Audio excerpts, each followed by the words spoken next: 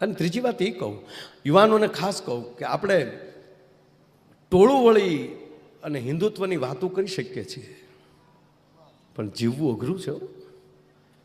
કોઈક દી મસ્જિદોમાં ડોક્યું કરજો કે એની શિસ્ત કેવી હોય છે. એની નમાજ ચાલુ હોય ત્યારે, એની ધર્મની વાતો ચાલુ હોય, એની ધર્મની સભાઓ ચાલી હોય એના, તો એક પણ માણસથી સાહેબ ચૂંચા નથી થતું.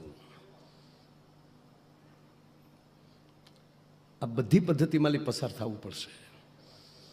અને આ કોરોના પછી તો જ્ઞાતિવાદ મૂકો. બહુ સરસ વાત કરી દેવાયભાઈ.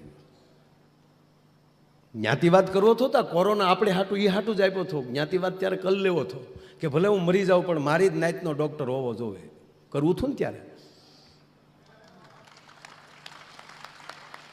કોના બાપને કોણે તમે તારે જે હોય એ લઈ જજો ને અમારા દાદાને. કોણ બાળવા ગયો ત્યારે એ મને કહેશો.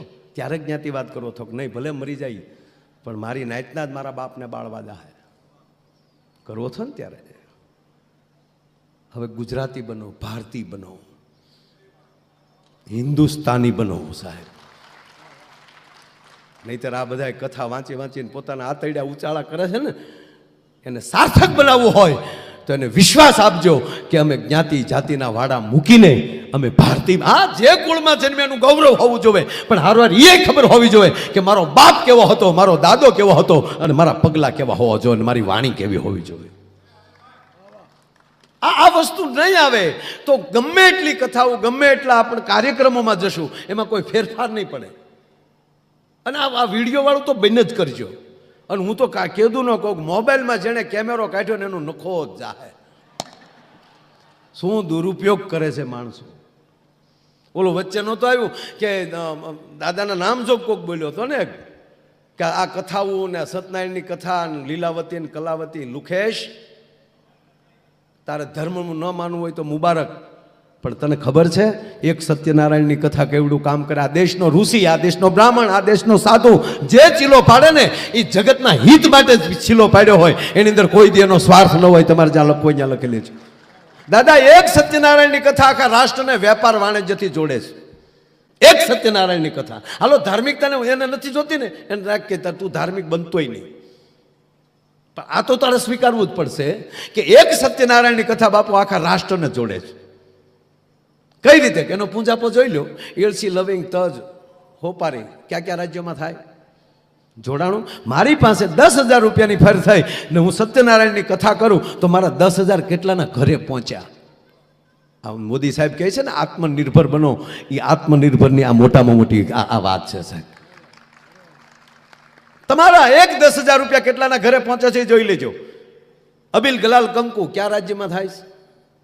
પાછું થાપન આવ્યું એટલે કાપડિયો આવી ગયો, એની માથે અનાજ આવ્યું પાછો ખેડૂ આવી ગયો, એની માથે કળશ આવ્યો એટલે કહારાનો દીકરો આવી ગયો, એની માથે ફૂલ ચડાવીએ માળીનો દીકરો આવી ગયો, પાછું કેળુના પાન આવ્યા પાછો માળીનો દીકરો આવી ગયો, એની માથે પાછું શ્રીફળ એટલે પાછો ખેડૂનો દીકરો આવી ગયો. અરે પંચામૃત તમે જોઈ લો, દહીં, દૂધ, હાકર, મધ, ઘી, આ કેટલા અવરાઈ ગયા. મધ વેચવા વાળો યુવાન આની અંદર દાખલ થઈ ગયો. ભલા માણા આખા સમાજને જોડવાની આ વાત છે સાહેબ.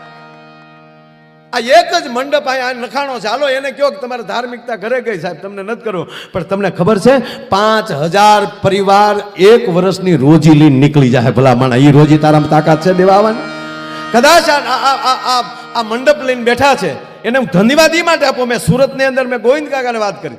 આ એક મંડપની અંદર એ પોતે આપણે એટલું જ જાણશો કે વજુભાઈનો મંડપ છે ને એને કેટલા મળ્યા, એટલે કેટલા મળ્યા નહીં, એની નીચે કેટલા માણસો કામ કરે છે ને કેટલાના ઘર ચલાવે છે એ તમે નક્કી કર્યું ક્યાં? ખાલી આ હીરા ઉદ્યોગ ન હોત તો સાહેબ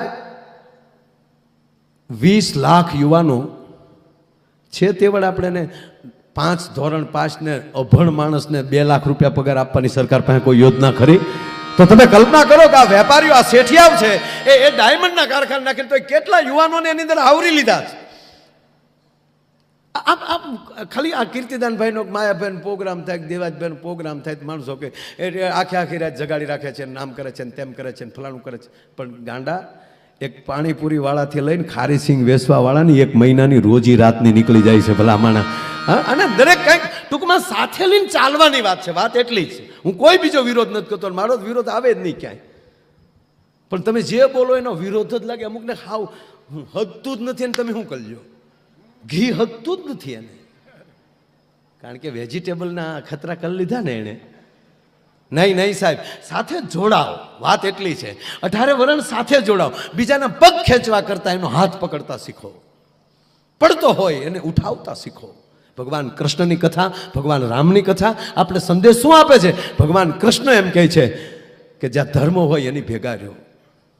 ભગવાન રામ એમ કહે છે કે ભલે એની પાસે ધર્મ હોય પણ ભલે સબરી વનમાં બેસતી હોય તો જ્ઞાતિ વ્યાતિ છોડો, એ સબરી હોય તો એની ઝૂંપડીએ જઈને ઉભા રહ્યો અને ચેલેન્જ સ્વીકારતા શીખો. રામ આ બધા ભગવાન ક્યારે બન્યા ખબર? ચેલેન્જ સ્વીકારતા શીખ્યા ને એટલે ભગવાન થયા. રામે 14 વર્ષનો વનવાસ ચેલેન્જ સ્વીકારી લીધી.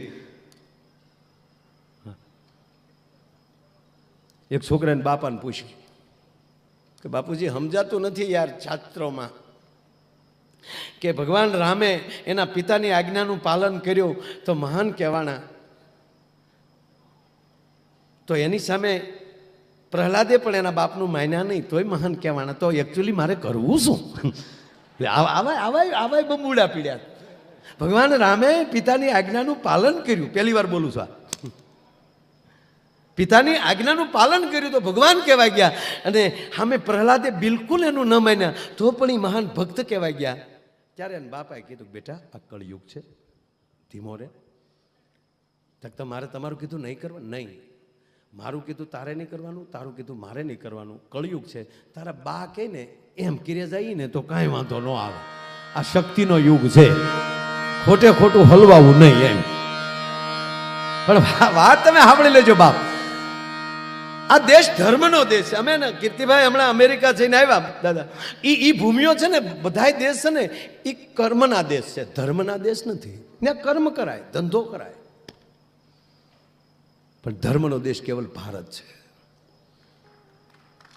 તમે આખી દુનિયામાં આટા મારી લો. અરે સાહેબ, મેં જાહેરમાં બોલ્યો કે આપણા ભારતમાં દાદા વરસાદ આવતો હોય તો વરસાદમાં નાહવાની ઈચ્છા થાય. આ પરદેશમાં જેટલા રીતે એને પૂછ્યું ત્યાં વરસાદ આવે તમને કોઈ દી નાહવાની ઈચ્છા થાય?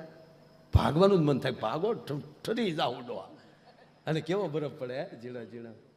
અમારા જીતલો તો તોડી નાખ્યો. ત્યાં બરફના ગોળા ખાતો. આ ખાવાનો નથી, કરવાનો છે. આ ઓલા બેનજાવાળાને લઈને ગયા ને તો દાદા ઓલામાં નાખે ને ચેકિંગમાં. દેવાજભાઈને તો અંગ્રેજી આવડે, મને તો હકીકત આવડતું નથી, કારણ કે એ તો ભણેલા છે. હું તો ભણવા ગયો તેથી ટ્રાફિક હતું. અને દાદા હું ઇંગ્લિશ બોલું છું, નથી બોલતો એમ નહીં. મને ઇંગ્લિશ આવડે એટલું વજુભાઈ કોઈને નથી આવડતું, કોઈ નહીં હો, હકીકત. હું બોલું નહીં. હું કામ તમને ન સમજાય મારે હું કામ બોલું છું? મારું ઇંગ્લિશ હાર્ડ પડે દેવાજભાઈ. અમેરિકા હું ઇંગ્લિશ બોલતો હતો, અમેરિકાવાળા નહોતા સમજી શકતા. મૂળ તો એ જ ને, નો સમજાય એવું બોલો એને મોટું કહેવાય, એને મોટો માણસ કહેવાય. બરોબર?